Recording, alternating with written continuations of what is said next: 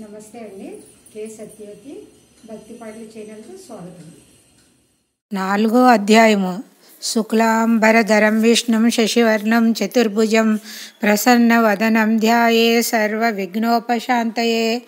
పార్వతీదేవియు శివుని మాటలను విని, స్వామి, మరి గురు కన్యా సంగమము చేసిన ఆ సుమిత్రుడు సుదేవుని శిష్యుడు, అతడే మయ్యనో వాని వృత్తాంతము ఎరుగా కోరుచున్నాను, దయ ఉంచి దానిని వివరింపుడని కోరగా శివుడిట్లు పలికెను.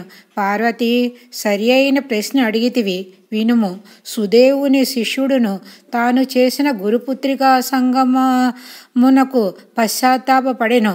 చనిపోదునని గురుపుత్రిక బెదిరించుటచే భయపడి ఆమెతో వ్యభిచరింతనని అతడు బాధపడుచుండెను. తుదకు తనలోనే బాధను భరింపలేక గురువు వద్దకు వచ్చి నమస్కరించి ఇట్లు పలికెను. గురువర్య, పూర్వం నేను మీ మీద చదువుచున్నప్పుడు ఒకనాడు సమిధలు మున్నగు వానికై అడవికి మీ ఆజ్ఞచే పోతిని. మీ కుమార్తెయు బంతితో ఆడుకొనుచు నాతో మీరు చూచుచుండగానే అడవికి వచ్చినది. అచట నిర్జనమైన ఏకాంత మనోహర ప్రదేశమున నన్ను తన కోరిక తీర్చవలసిన దిగ బలవంత పెట్టినది. నేనందుల అంగీకరింపలేదు. అప్పుడు ఆమె పోయి, నీవు నా మాట విని నన్ను కూడనిచో నేనిచ్చట నా ప్రాణములను విడిచెదను అనగా బలవంతముగా ఆత్మహత్య చేసుకుందును. నేను లేకుండా నీవింటికి పోయినచో నా తండ్రి నా కుమార్తె ఎక్కడా అని అడిగినా నీవేమని చెప్పగలవు? నీ గురువైన నా తండ్రి నా యందలి ప్రేమచే నిన్ను తప్పక శపించును. మూఢుడా, ఇప్పటికైనను నన్ను పొంది సుఖించుము. నన్ను వేగంగా కౌగిలించుకొనుము. రమ్ము, నా కోరికను తీర్చుమని అనేక విధములుగా నిర్బంధించినది. నేనును మీ శాపమునకు భయపడి ఆ అరణ్యమున నీ పుత్రికతో రమించి ఆమె కోరికను తీర్చి తిని, తరువాత నీ విషయమున మీకు చెప్పుటకు భయపడి తిని, మీ కుమార్తె చేసిన దోహము వలన నేను పాపమును పొంది తిని. దయయుంచి క్షమించి నీ పాపమునకు ప్రాయశ్చిత్తమును బోధింపుడని ప్రార్థించాను. నా పాపమునకు ప్రాయశ్చిత్తం బోధింపుడని ప్రార్థించాను. సుమిత్రుని మాటలు విని సుదేవుడు కొంతసేపు విచారించి ఇట్లు పలికెను. ఓయి, నీవు ఇతరుల ఒత్తిడికి లోనై చేసిన పాపమునకు ప్రాయశ్చిత్తము అడుగుచున్నావు. వినుము. అన్ని నదులలో మిక్కిలి ఉత్తమమైనది అయిన గంగా తీరమునకు పోయి 12 సంవత్సరముల పాటు తపము ఆచరింపము. అదియే నీకు తగిన ప్రాయశ్చిత్తమని పలికెను. శిష్యుడైన సుమిత్రుడును గురువు చెప్పిన ఉపదేశమును పాటించి గంగా తీరమునకు ప్రయాణమయ్యాను. అతడు తన ప్రయాణంలో ఒక చోటనొక దివ్యమైన ఆశ్రమమును చూచెను. ప్రయాణము చే అలసిన అతడు అచట విశ్రమింపదలిచెను. అచటి వారందరూ శిష్యులు, మిత్రులు, కుటుంబ సభ్యులు మున్నగు వారితో మాఘస్నానం చేసి శ్రీహరిని అసరస్థిరమున పూజించి మాఘ పురాణమును వినుచుండిరి. సుమిత్రుడును వారికి నమస్కరించి, మీరు చేయు వ్రతం ఎట్టిది, దయ ఉంచి వివరింపుడని ప్రార్థించెను. ఈ వ్రతమునకు ఫలమేమి? దీనిని చేసినచో ఏ లోకమును కలుగునో? మీరు పూజించున్నది ఏ దైవమును దయయుంచి చెప్పుడని అడిగాను. వీని ప్రార్థనను విన్నివారు తమలో ఒకడైన సత్యవ్రతుడను వారిని సుమిత్రుడు అడిగిన విషయము వివరింపమని నియమించిరి. సత్యవ్రతుడు సుమిత్రునితో ఇట్లు పలికెను. ఓయి, శ్రద్ధగా వినుము. సూర్యుడు మకర రాశిలో నుండగా మాఘమాసమున ప్రాతకాలమున నదీ సరస్సు మున్నగువాని యందు స్నానము చేసినవాడు శ్రీహరికి ఇష్టుడగును. ఇట్లు మాఘమున ప్రాతకాల స్నానము చేసి తీరమున శ్రీహరిని అర్చించి శ్రీహరి మహిమను వివరించి పురాణమును వినుచు మాఘమాసమంతయు మాఘమాసమంతయు గడుపుట పుణ్యప్రదమైన వ్రతము.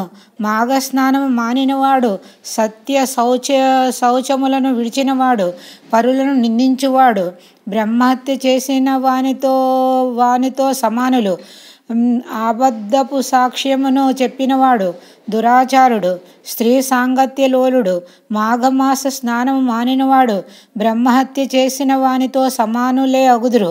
తోటలను కూల్చినవాడును, కన్యలను అశ్వములను అమ్మినవాడు, చెరువుగట్టున తెగ కొట్టినవాడు, పరస్త్రీ సాంగత్యం కలవాడు, దేవద్రవ్యము అపహరించినవాడు, తానునిచ్చిన దానిని దొంగలించినవాడు, మద్యపాన లోలుడు అనిన మాటను తప్పినవాడు, పెద్దలను దేవతలను బ్రాహ్మణులను ద్వేషించువాడు, దేవునికి నివేదన చేయని అన్నమును తినువాడు, పితృశేషాన్న భోజనుడు, సోదరుని భార్యతో రమించువాడు, అసత్య భాషణుడు, భుజించు అపవిత్రుల మాటలను వినువాడు, పురాణ శ్రవణమును వివాహాది శుభకార్యములను పాడు చేయవాడు, తల్లిదండ్రులను ద్వేషించువాడు, వీరందరూ పాపాత్ములే సుమా.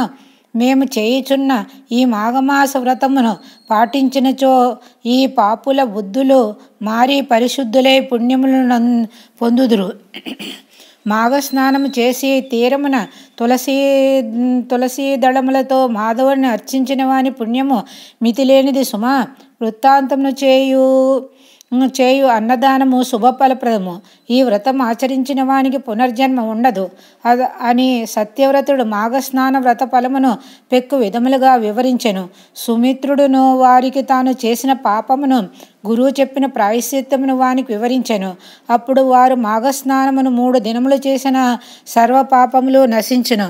కావున ఈ మాసమున ఇంకనూ 3 దినములు మిగిలి ఉన్నది.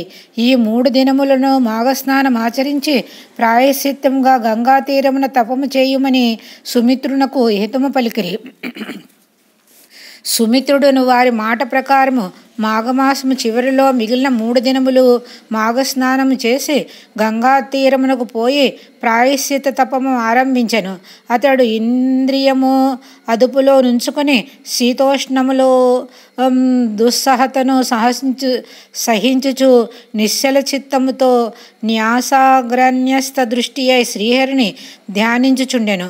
మోక్షదాయకుడైన శ్రీహరిని శంఖ చక్ర గదా పద్మ విభూషిత చతుర్బాహుని గను కౌస్తుభమాలాలంకృతిని గను పీతాంబరుని గను హార కిరీటాది మండితుని గను లక్ష్మీ సమేతుని గను భావించి ధ్యానించుచు మనస్సు అతనిపై లగ్నము గావించి తపించుచుండెను. నిశ్చలమైన అతని తపము తీవ్రమై వర్ణింపరాని రీతిలో నుండెను. ఈ విధముగా 12 సంవత్సరములు గడిచినవి. అయినను మానక అతడు ఇట్లు తపమాచరించుచు చక్రపాణియగు శ్రీహరి కృపా విశేషమునందలి అనుగృహీతుడై మాఘస్నాన ప్రభావముచే గంగాతీర తపశ్చర్యచే కేవల ప్రాయశ్చిత్తమునే గాక మోక్షమును కూడా పొందెను. పార్వతీ నీవడిగిన సుదేవ శిష్యుడకు సుమిత్రుని వృత్తాంతమును పూర్తిగా చెప్పిదిని. సుమిత్రుని పాప వినాశమును పుణ్యప్రాప్తిను వివరించి ఈ కథను మాఘస్నానము చేసినవాడు శ్రీహరి పూజ అనంతరము ఒకసారి చదివినను వైకుంఠమును చేరును. వాని పితృదేవతలను తమ పాపములను పోగొట్టుకొని వైకుంఠమునందు ఉందురు. ఛందోవిహీనమైన మంత్రము, ఓంకారము లేని తపస్సు, మాఘస్నాన పూజాదులు లేని ధర్మాచరణ వ్యర్థములు సుమా అని శివుడు పార్వతీకి వివరించెను. నమస్తే అండి, ధన్యవాదములు.